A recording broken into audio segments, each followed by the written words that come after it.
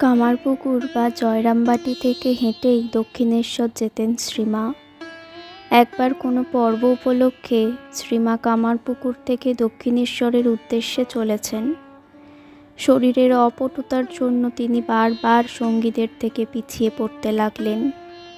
কামারপুকুর থেকে আরামবাগ 4 ক্রোশ পথ, আর আরামবাগের পথেই 5 ক্রোশ ব্যাপী তেলোভেলোর মাঠ, যে মাঠ তখন ডাকাতদের জন্য কুখ্যাত।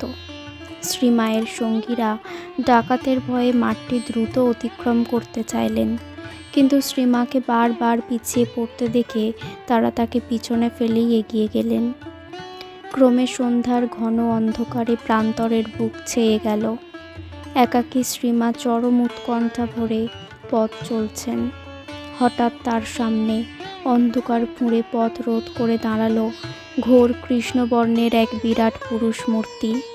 হাতে তার রূপোর বলয়, কেশরাশি নিবিড় ও কুঞ্চিত, কাঁধে দীর্ঘ লাঠি।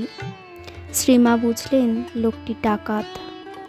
লোকটি শ্রীমাকে ভয় দেখানোর জন্য রুক্ষ স্বরে বলল, কে গা, এ সময় এখানে দাঁড়িয়ে আছো? কোথা যাবে? শ্রীমা বললেন, পূবে। ডাকাত আরও রুক্ষস্বরে বলল, সে এ পথ নয়, ওই পথে যেতে হবে। ইতিমধ্যে ডাকাতটি মায়ের একেবারে কাছে এসে পড়েছে। মায়ের মুখের ওপর চোখ পড়ায় হঠাৎই তার মনে ভাবান্তর হলো। সে নরম সুরে মাকে বলল, ভয় নেই, আমার সঙ্গে মেয়ে লোক আছে, সে পিছিয়ে পড়েছে। শ্রীমা দেখলেন সত্যিই একটু দূরে একটি স্ত্রীলোককে দেখা যাচ্ছে। সে সেদিকেই আসছে। ভরসা পেয়ে শ্রীমা পুরুষটিকে বললেন, বাবা, আমার সঙ্গীরা আমাকে ফেলে গেছে, আমি বোধহয় পথ ভুলেছি। তুমি আমাকে সঙ্গে করে যদি তাদের কাছে পৌঁছে দাও। তোমার জামাই দক্ষিণেশ্বরের রানী রাসমণির কালীবাড়িতে থাকেন, আমি তার কাছে যাচ্ছি। তুমি যদি সেখান পর্যন্ত আমাকে নিয়ে যাও, তাহলে তিনি তোমায় খুব আদর যত্ন করবেন। শ্রীমায়ের কথা শেষ হতে না হতেই স্ত্রীলোকটি কাছে এসে বলল। মা সরল বিশ্বাসে তার হাত ধরে বললেন, মা, আমি তোমার মেয়ে সারদা। সঙ্গীরা ফেলে যাওয়ায় ভীষণ বিপদে পড়েছিলুম। ভাগ্যে বাবা ও তুমি এসে পড়লে, নইলে কি করতুম বলতে পারি নে। মায়ের সরল ব্যবহারে ডাকাত দম্পতির প্রাণ গলে গেল। সত্যিকারের মেয়ের মতো তাকে সঙ্গে করে তারা তারকেশ্বরের পথে চলল। মা ক্লান্ত হয়ে পড়লে স্ত্রীলোকটি নিজের কাপড় চোপড় বিছিয়ে মায়ের জন্য বিছানা করে দিল। মায়ের ডাকাত বাবা দোকান থেকে মায়ের জন্য মুড়ি মুড়কি কিনে নিয়ে এলো এবং মেয়ে ঘুমিয়ে পড়লে সারা রাত লাঠি হাতে তাকে পাহারা দিল। পরদিন দুপুরে তারকেশ্বরে পৌঁছানোর পর ডাকাত স্ত্রী ডাকাতকে বলল, আমার মেয়ে কাল কিছুই খেতে পায়নি। বাবা তারকেশ্বরের পুজো সেরে বাজার থেকে মাছ তরকারি নিয়ে এসো, আজ তাকে ভালো করে খাওয়াতে হবে। সে চলে গেলে মায়ের সঙ্গী ও সঙ্গিনীরা মাকে খুঁজতে খুঁজতে সেখানে এসে পৌঁছলেন। মা সবাইকে ডাকাত দম্পতির সঙ্গে তার সাক্ষাতের কথা বললেন। এরা এসে আমাকে রক্ষা না করলে কাল রাত্রে যে কি করতুম বলতে পারি না। মায়ের ডাকাত মা বাবা এবং সঙ্গীরা সবাই একসঙ্গে দুপুরের খাওয়া দাওয়া করলেন ও পথ চলতে শুরু করলেন।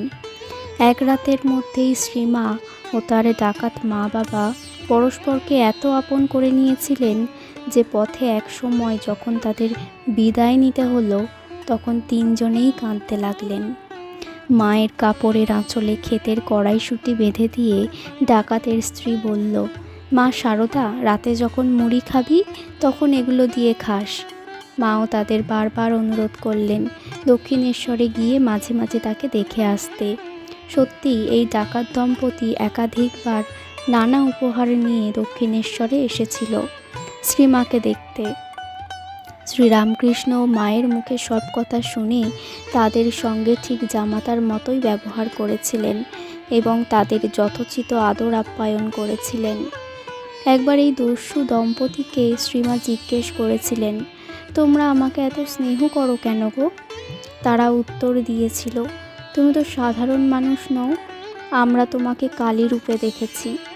একজন ভক্ত তা শুনে বলেছিলেন, তাহলে আপনি তাকে কালী রূপে দেখা দিয়েছিলেন? লুকোবেন না মা, বলুন। শ্রীমা এড়িয়ে গিয়ে বললেন, আমি কেন দেখাতে যাব? সে বললে সে দেখেছে। ভক্ত বলেন, তাহলেই হলো, আপনি দেখিয়েছিলেন। শ্রীমা হেসে বলেছিলেন, তা তুমি যাই বলো না কেন। দক্ষিণেশ্বরের মন্দিরের নহবতখানায় শ্রীমা থাকতেন নিচের ঘরে, উপরে শাশুড়ি চন্দ্রমণি দেবী। কেমন ছিল এই নহবতের জীবন?